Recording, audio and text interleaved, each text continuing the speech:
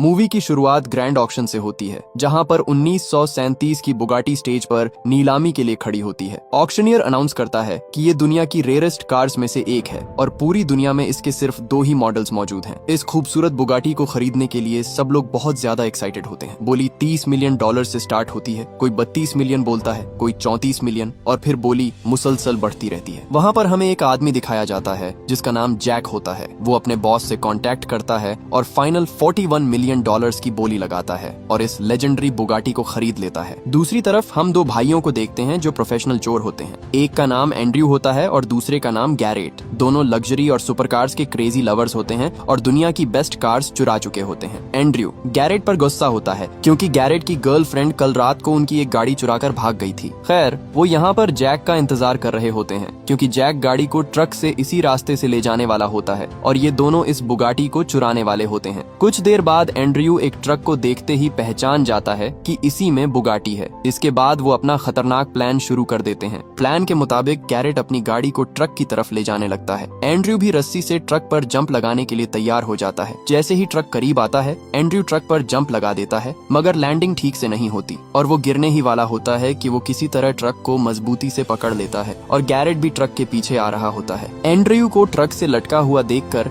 Garrett अपनी गाड़ी truck के करीब ले आता है और एंड्रयू जैसे तैसे करके गाड़ी पर उतरने में कामयाब हो जाता है। फिर वो कार की छत पर चढ़कर दोबारा ट्रक पर चढ़ जाता है। गैरेट कार को ट्रक के सामने ले आता है और उनका रास्ता ब्लॉक करने लगता है। जैक भी समझ जाता है कि ये लोग बुगाटी के पीछे पड़े हुए हैं। ड्राइवर भी परेशान हो जाता है और उसे समझ ही नहीं आ रहा होता कि हो क्या रहा है। जैक ड्राइवर के सर पर गन रखकर उसे कहता है कि सामने वाली कार को ठोक दो। इसलिए ड्राइवर कई दफा गैरेट की कार को टक्कर मारता है। गैरेट समझ जाता है कि ये इस तरह नहीं समझेंगे। फिर वो गाड़ी को घुमाकर ट्रक के सामने रोक देता है, जिससे ट्रक गाड़ी से टकरा जाता है और ट्रक की स्पीड स्लो हो जाती है। जैक गैरेट पर अंधाधुंध फायरिंग करता है, मगर कुछ ही देर में उसकी बुलेट्स खत्म हो जाती हैं। इस मौके का फायदा उठाकर गैरेट कार से निकलकर ट्रक पर चढ़ जाता है और ट्रक की ब्रेक्स की वायर्स काट देता है और एंड्रयू के पास जाता है। एंड्रयू ट्रक का दरवाजा खोलता है और दोनों ट्रक के अंदर चले जाते हैं। वो जल्दी से बुगाटी के अंदर बैठ जाते हैं और उसे स्टार्ट करने की कोशिश करते हैं। दूसरी तरफ जैक ड्राइवर को ट्रक रोकने का कहता है, मगर ब्रेक्स पहले ही फेल होती हैं, इसलिए वो खुद सिचुएशन को संभालने के लिए ट्रक से बाहर निकलता है। दोनों भाई किसी तरह बुगाटी को स्टार्ट कर लेते हैं और वो रेयर बुगाटी को चुराने में कामयाब हो जाते हैं।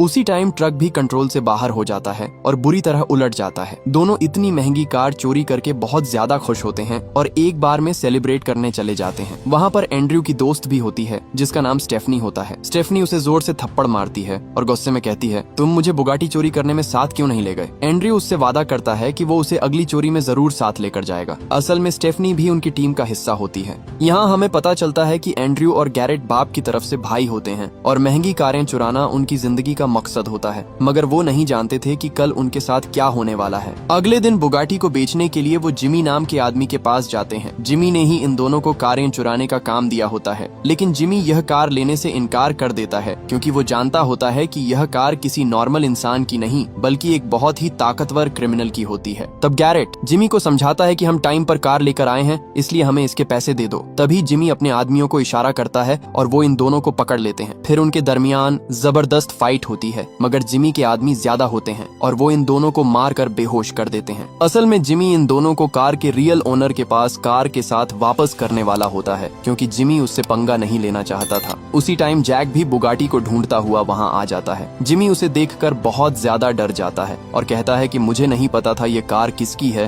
तुम कार लेकर जा सकते हो। जब एंड्रयू और गैरेट को होश आता है तो उनके सामने बुगाटी का रियल ओनर खड़ा होता है जिसका नाम मोरियर होता है। ये दोनों ऊंची जगह पर कुर्सियों के साथ बंधे होते हैं और इन दोनों को यहाँ पर लाने वाला जिमी होता है। मोरियर एक पावरफुल बिजनेसमैन होता है। मोरियर उन्हें अपनी स्टोरी सुनाता है कि वो एक गरीब फैमिली में पैदा हुआ था। उसने जीरो से स्टार्ट किया था और लोगों को लूट कर एम्पायर खड़ा किया और आज वो एक सक्सेसफुल बिजनेसमैन है। मोरियर बहुत गुस्से में होता है और कहता है कि कार चोरी करना उनकी जिंदगी की सबसे बड़ी गलती थी। इसी वजह से वो जिमी को सबके सामने मार देता है क्योंकि जिमी ही उनको काम दिया करता था। मोरियर उनसे कहता है कि वो कुछ दिखाना चाहता है। फिर वो उन्हें एक बड़े गैराज में ले जाता है जहाँ दुनिया की रेयरेस्ट और लेजेंडरी कारें मौजूद होती हैं। गैराज महंगी कारों से भरा होता है। एंड्रयू और गैरेट इतनी महंगी कारें देखकर हैरान हो जाते हैं और उनके मुंह में पानी आ जाता है। मोरियर उन्हें बताता है कि वो रेयर कारें कलेक्ट करता है और यह कारें उसे अपनी जान से भी ज्यादा प्यारी हैं। इसीलिए वो अपनी गन को रीलोड करता है और इन दोनों को मारने ही वाला होता है कि गैरेट समझदारी से काम लेता है और उसे अगली चोरी का प्लान बताता है, जिससे वो इस बुगाटी से भी ज्यादा महंगी फरारी चोरी करके मोरियर को दे सकते हैं। एंड्रयू मोरियर को उस आदमी की कहानी सुनाता है जो बचपन से ही अमीर था। उसका नाम मैक्स होता है। उसने 15 साल की उम्र में ही यूनिवर्सिटी ज्वाइन की और MBA किया। वो दूसरे लड़कों से 7 साल छोटा होता है, लेकिन दिमाग और डिसीजन मेकिंग में सबसे आगे होता है। जब मैक्स बड़ा होता है तो फैमिली के बिजनेस को अपने अंदाज में चलाने लगता है। जब मैक्स 30 साल का होता है तो उसका बाप बूढ़ा हो चुका होता है और अपना पूरा बिजनेस एम्पायर मैक्स के हवाले कर देता है। इसी मौके पर उसका बाप उसे एक स्पेशल गिफ्ट देता है, फरारी 1962। इस फरारी का दुनिया में सिर्फ एक ही मॉडल है और आज के टाइम इसकी वैल्यू $50 मिलियन से भी ज्यादा है। एंड्रयू मोरियर को बताता है कि उनका प्लान इसी फरारी को मैक्स से चुराना है। मैक्स और मोरियर एक दूसरे के दुश्मन होते हैं। मोरियर उन्हें बताता है कि मैक्स की वजह से उसे $1 मिलियन का नुकसान होता है, इसलिए वो भी बदला लेना चाहता है। लेकिन मोरियर कहता है कि उसकी कार चोरी करना नामुमकिन है। गैरेट उसे समझाता है कि हमें बस एक चांस दे दें, हम फरारी आपके सामने लाकर रख देंगे। मोरियर को भी उनका प्लान पसंद आ जाता है और वो उन्हें 1 हफ्ते का टाइम देता है। अगर वो 1 वीक में कार न लाए तो इन दोनों को मार दिया जाएगा। इसके बाद मोरियर के आदमी इन दोनों को पानी में फेंक कर चले जाते हैं। गैरेट कहता है कि सिर्फ 7 दिन में इतनी बड़ी चोरी कैसे करेंगे। एंड्रयू कहता है कि हमें इसी हफ्ते किसी न किसी तरह चोरी करनी ही होगी, वरना मोरियर हमें मार देगा, और उसे यह भी बताता है कि यह उसकी आखिरी चोरी होगी। इसके बाद वो चोरी हमेशा के लिए छोड़ देगा, क्योंकि वो स्टेफनी के साथ शादी करने वाला है और अपनी अगली जिंदगी आराम से गुजारना चाहता है। लेकिन गैरेट उसे समझाने की कोशिश करता है कि हम चोरी नहीं छोड़ सकते, क्योंकि हमारा घर बार चोरी से ही चलता है। जब वो घर वापस आते हैं तो स्टेफनी नाराज होती है, क्योंकि वो पूरा दिन एंड्रयू का इंतजार करती रही होती है। गैरेट स्टेफनी को मोरियर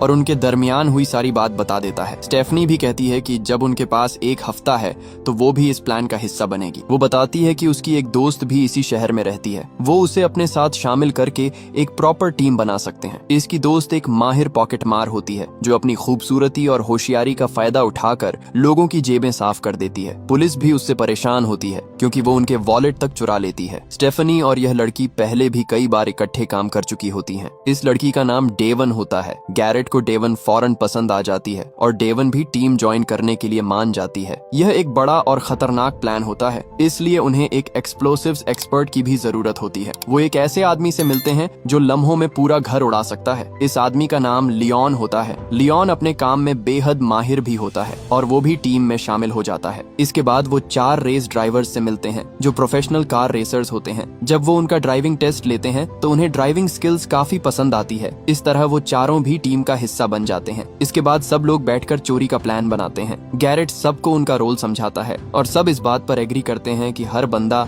इस चोरी का एक इम्पोर्टेंट हिस्सा होगा। जब वो अपने अपार्टमेंट में वापस आते हैं तो एक अनजान आदमी उनका इंतजार कर रहा होता है। एंड्रयू अपना बेसबॉल बैट उठाकर पूछता है, तुम कौन हो? वो आदमी बताता है कि उसका नाम लॉरेंट है और वो मोरियर का कजन है। लॉरेंट कहता है कि मोरियर ने उसे यहाँ भेजा है ताकि वो इस प्लान में शामिल हो सके और उनकी हर हरकत पर नजर रखे। लॉरेंट उन्हें यह भी कहता है कि वो यहाँ उनकी मदद करने भी आया है, क्योंकि वो मैक्स के फैमिली सर्कल के अंदर एक बंदे को जानता है जिसका नाम कोहन है। लॉरेंट बताता है कि कोहन मैक्स के साथ काम करता है और उसका सारा काला धंधा वही संभालता है। अगर वो हमें मैक्स के घर ले जाए तो हम उसके सीक्रेट गैराज की लोकेशन का पता कर सकते हैं। टीम लॉरेंट के साथ कोहन से मिलने जाती है, मगर वो उनका साथ देने से इनकार कर देता है, क्योंकि लॉरेंट मोरियर का कजन होता है। इसीलिए कोहन लॉरेंट पर ट्रस्ट नहीं करता। लेकिन उस वक्त स्टेफनी बीच में आ जाती है और कहती है कि एंड्रयू और गैरेट दुनिया के बेस्ट ड्राइवर्स हैं और जो कार चाहे चुरा सकते हैं। कोहन आखिरकार मान जाता है, लेकिन एक शर्त पर। वो एंड्रयू और गैरेट की ड्राइविंग स्किल्स टेस्ट करेगा। गैरेट का टेस्ट ये होता है कि वो कार को घुमाए और बीच में रखी हुई बोतल जमीन पर न गिराए। गैरेट कामयाबी से ये टेस्ट पास कर लेता है और सब इम्प्रेस हो जाते हैं। लेकिन अगला टेस्ट और भी ज्यादा खतरनाक होता है। उन्हें एक चलते हुए जहाज को कार से रोकना होता है, जो कुछ ही वक्त में टेक ऑफ करने वाला होता है। एंड्रयू उसे मना करने की पूरी कोशिश करता है, लेकिन कोहन साफ साफ कहता है कि अगर तुम जहाज नहीं रोक सकते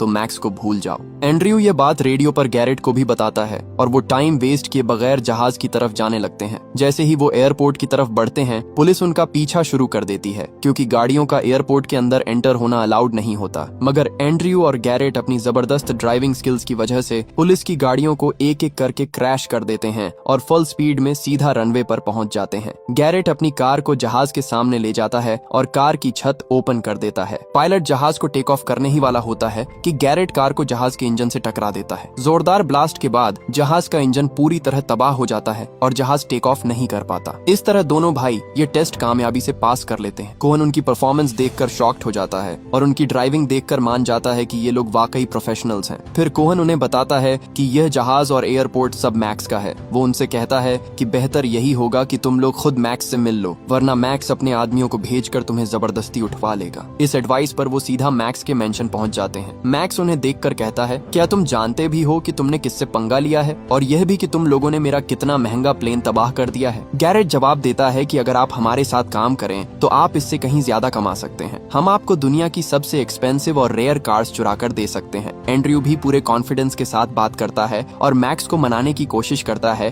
कि वो उन पर यकीन कर सकता है। मैक्स उनकी बॉडी लैंग्वेज और बात करने के अंदाज से काफी इम्प्रेस होता है और जहाज के नुकसान को इग्नोर करते हुए उनके साथ काम करने के लिए मान जाता है। उसी टाइम लॉरेंट भी मैक्स से बात छेड़ता है और कहता है कि वो रेयर कार्स का शौकीन है और रिक्वेस्ट करता है कि वो अपनी कार कलेक्शन दिखा दे। मैक्स हैरान हो जाता है कि लॉरेंट को इतनी अंदर की बात कैसे पता है। मैक्स यह भी जानता था कि लॉरेंट मोरियर का कजन है, इसीलिए वो इनकार कर देता है। लॉरेंट उससे झूठ बोलता है और कहता है कि उसे मोरियर से सख्त नफरत है, क्योंकि मोरियर उसके साथ नौकर जैसा सुलूक करता है और वो मोरियर को जिंदा भी नहीं देखना चाहता। मैक्स किसी तरह लॉरेंट पर ट्रस्ट कर लेता है और उन्हें अपनी प्राइवेट कार कलेक्शन दिखाने ले जाता है। गैराज में जाकर सब लोग मैक्स की रेयर और कीमती गाड़ियां देखकर हैरान रह जाते हैं। वहीं पर फेरारी 1962 भी खड़ी होती है, वही कार जिसे मोरियर के लिए चुराने का प्लान पहले ही बनाया जा चुका होता है। लेकिन एंड्रयू की नजर गाड़ियों के बजाय मैक्स पर होती है। वो शीशे से मैक्स को गैराज का सिक्योरिटी कोड डालते हुए देख लेता है। वापस आकर एंड्रयू वो कोड स्टेफनी को लिख कर दे देता है। बाद में एंड्रयू और लॉरेंट के दरमियान बहस हो जाती है, क्योंकि एंड्रयू किसी भी सूरत लॉरेंट को अपने साथ नहीं रखना चाहता था।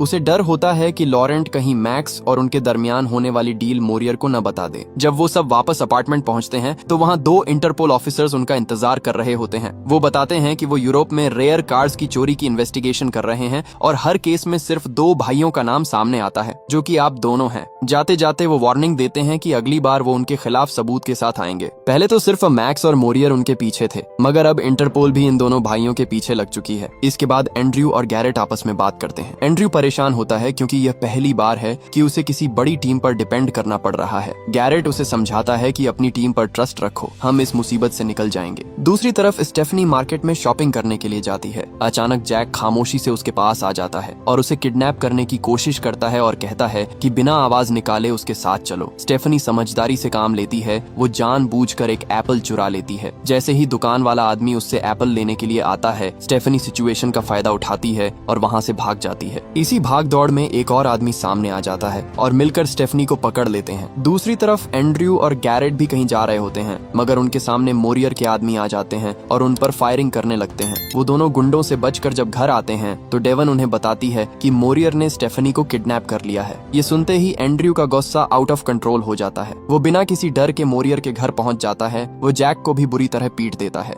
मगर मोरियर गन निकालकर एंड्रयू से कहता है कि अगर अपनी दोस्त को जिंदा देखना है तो बिना सवाल किए मेरे साथ चलो। वो उनको अपने गैराज में ले आता है, जहाँ पर स्टेफनी को स्टार्ट गाड़ी के नीचे बांधा होता है और उसके सर के ऊपर व्हील घूम रहा होता है, जो किसी भी लम्हे गिर सकता था। मोरियर कहता है कि अगर तुम इसको बचाना चाहते हो तो मैक्स की फेरारी मुझे जल्द से जल्द ला कर दोगे, मुझे अपना प्लान भी बताओगे और अपनी पूरी टीम से भी मिलवाओगे। एंड्रयू कहता है कि मैं कल सुबह तुमको अपनी टीम से मिलवाऊंगा और उसी जगह प्लान भी बता दूंगा। इसके बाद स्टेफनी को गाड़ी से निकालकर कमरे में बंद कर दिया जाता है। अगले दिन एंड्रयू मोरियर को अपनी पूरी टीम से मिलवाता है और उसे प्लान बताता है कि वो सबसे पहले बुलडोजर चोरी करेंगे, फिर वो पुलिस की गाड़ियां और उनकी यूनिफॉर्म चोरी कर लेंगे। इसके बाद डेवन मैक्स को फोन करेगी कि पुलिस रेड करने आ रही है, जल्दी से निकल जाओ। जब वो अपने घर से भाग जाएगा तो बाद में हम उसकी फेरारी चोरी कर लेंगे। एंड्रयू मोरियर को यह प्लान बता ही रहा होता है कि वहाँ पर मैक्स के ढेर सारे आदमी आ जाते हैं और कुछ देर बाद मैक्स भी हेलीकॉप्टर पर आ जाता है। मैक्स मोरियर के पास जाता है और उसे कहता है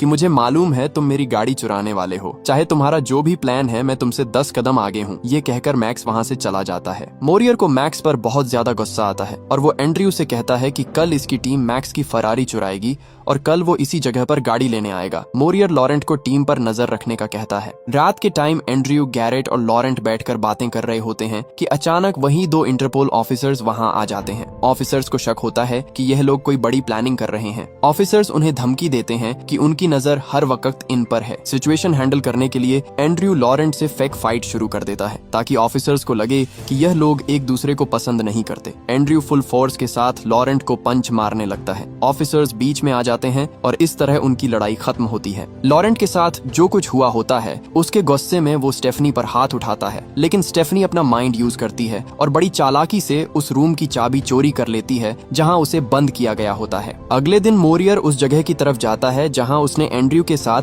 मैक्स की कार चुराने के लिए मीटिंग फिक्स की होती है, लेकिन वहां पर अचानक ऑफिसर्स आ जाते हैं और मोरियर से सवाल पूछने लगते हैं। दूसरी तरफ एंड्रयू की पूरी टीम चोरी करने के लिए तैयार होती है। यहाँ हमें पता चलता है कि असल में ये लोग मैक्स की नहीं बल्कि मोरियर की रेयर कार्स चुराने वाले हैं और ये सारा गेम मैक्स के साथ मिलकर खेला जा रहा है। वो सब बस में बैठकर मोरियर के घर जाने लगते हैं। दूसरी तरफ स्टेफनी उस रूम से निकल जाती है और आहिस्ता आहिस्ता सिक्योरिटी रूम तक पहुंच जाती है। वो सिस्टम को हैक कर लेती है और वो जानती थी कि टीम यहाँ पहुंचने वाली है, इसलिए वो इमरजेंसी अलार्म ऑन कर देती है। गार्ड्स को लगता है कि घर के अंदर कोई घुस आया है, इसलिए वो सभी घर के अंदर तलाशी लेने लगते हैं और स्टेफनी चुपके से घर से निकल जाती है। इसी वक्त एंड्रयू और उसकी टीम भी वहाँ पहुँच चुकी होती है और स्टेफनी अंदर से मेन गेट को ओपन करती है और पूरी टीम मोरियर के घर में घुस जाती है। लियोन फौरन गैराज के दरवाजे पर बम लगाता है और चंद सेकंड्स में गैराज का दरवाजा जोरदार धमाके से उड़ जाता है। इससे पहले कि गार्ड्स वहां पर आते, वो मोरियर की सभी कार्स को लेकर भाग जाते हैं। जब मोरियर के आदमी पीछा करने के लिए अपनी गाड़ियों की तरफ दौड़ते हैं तो पता चलता है कि लियोन ने उनकी गाड़ियों में पहले ही बम प्लांट कर दिए थे।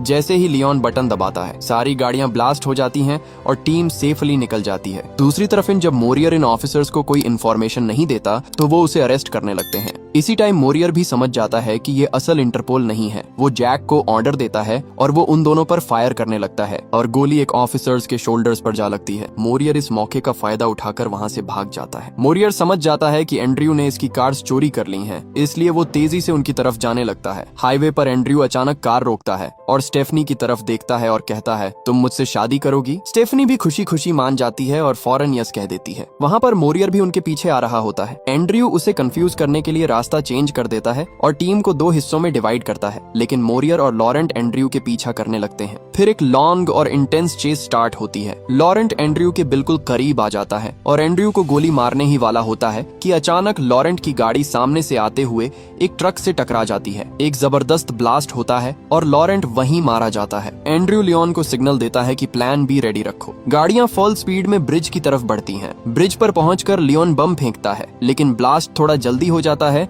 और एंड्रयू अभी ब्रिज पर होता है। रोड टूटने लगता है, लेकिन एंड्रयू फुल फोकस के साथ मैक्सिमम स्पीड में ब्रिज क्रॉस करता है और लास्ट सेकंड में बच जाता है, जबकि ब्रिज कंप्लीटली टूट जाता है। मोरियर जब ब्रिज के करीब पहुंचता है और टूटा हुआ ब्रिज देखता है तो वो दूसरे रास्ते से उसकी टीम के पीछे जाने लगता है। एंड्रयू और गैरेट अपनी टीम के साथ सिटी पहुंचते हैं और पोर्ट की तरफ जाने लगते हैं, लेकिन पोर्ट के एंट्रेंस पर ही मोरियर अचानक सामने आ जाता है। एंड्रयू और गैरेट अपनी कार्स रोककर बाहर निकलते हैं और एंड्रयू दूर से मोरियर को कहता है कि गेम ओवर हो चुका है, मगर मोरियर किसी की बात नहीं सुनता और पूरी स्पीड से गाड़ी को उनकी तरफ ले जाने लगता है। अचानक एक बस मोरियर की कार को जोर से टक्कर मार देती है, जिसकी वजह से कार ब्लास्ट होकर पानी में गिर जाती है और मोरियर वहीं मारा जाता है। इस बस को ड्राइव करने वाली डेवन होती है। इसी जगह डेवन गैरेट से अपने प्यार का इजहार भी करती है। सब लोग अपनी कार्स को कार्गो शिप में ले जाते हैं और यह मिशन सक्सेसफुल हो चुका होता है। यहाँ हमें पता चलता है कि वो दोनों इंटरपोल ऑफिसर्स असल में शुरू से एंड्रयू के साथ काम कर रहे थे। साथ ही एक और बड़ा ट्विस्ट आता है कि मैक्स भी शुरू से एंड्रयू और गैरेट के प्लान में शामिल होता है। असल प्लान बुगाटी चुराना नहीं था, बल्कि बुगाटी सिर्फ एक चारा थी ताकि मोरियर को फंसाया जा सके और उसकी रेयर कार्स चोरी की जा सके। मैक्स एंड्रयू और उसकी टीम से काफी इम्प्रेस होता है, लेकिन वो नहीं जानता कि उसे मोरियर से भी बड़ा झटका लगने वाला है। कुछ दिनों के बाद हम देखते हैं कि डेवन मैक्स की फेरारी लेकर आती है, जिसकी प्राइस $50 मिलियन होती है। असल में एंड्रयू ने डेवन को मैक्स के गैराज का कोड दे दिया था और वो एक अलग टीम के साथ मैक्स की सभी महंगी फेरारीज चोरी कर लेती है, जो कि मोरियर की रेयर कार्स से कई गुना महंगी होती हैं। यानी उन्होंने मोरियर और मैक्स दोनों का इस्तेमाल किया और इसी के साथ कहानी खत्म हो जाती है। अगर वीडियो अच्छी लगी हो तो वीडियो को लाइक और चैनल को सब्सक्राइब जरूर कीजिएगा।